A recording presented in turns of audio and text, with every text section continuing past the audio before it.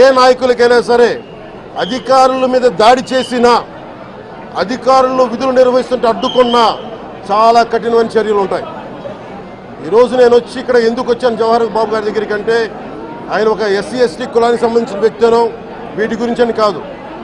ఎవరైనా సరే ఇర్రెస్పెక్ట్ of cost ఆధిపత్య ధోరణితోటి కనుక దాడి చేసి విధుల నిర్వహణకు అడ్డం వస్తే ఇది ఉపేక్షించే ప్రభుత్వం కాదు. ఎస్పీ గారికి కూడా చాలా స్పష్టంగా చెప్పాం. వారికి ఎవరైతే తప్పించుకొని తిరిగారు ఇంకో 9 మంది వారిని కూడా పట్టుకోమని చెప్పాం. వారికి తగిన విధంగా కౌన్సిలింగ్ చేయాలి, అలాగే కఠినమైన శిక్షలు పడాలి. మీరు లాయర్లు అయి ఉండొచ్చు గతంలో, మీ చట్టాలు కానీ మీ గతంలో మీ అధికారాలు కానీ ఏవి మిమ్మల్ని రక్షించలేదు, మీరు గుర్తుపెట్టుకోండి. అలాగే ఈ విషయంలో ప్రజలకు కూడా చెప్తా ఉన్నాను, యువతకు కూడా చెప్తున్నాను, ప్రత్యేకించి రాయలసీమ యువతకు కూడా చెప్తున్నాను, మహిళలకు కూడా చెప్తున్నాను, మీరు దయచేసి భయపడకండి. ఈరోజు జవహర్ బాబు గారి భార్య భయపడతా ఉన్నారు. మీరు మాట్లాడితే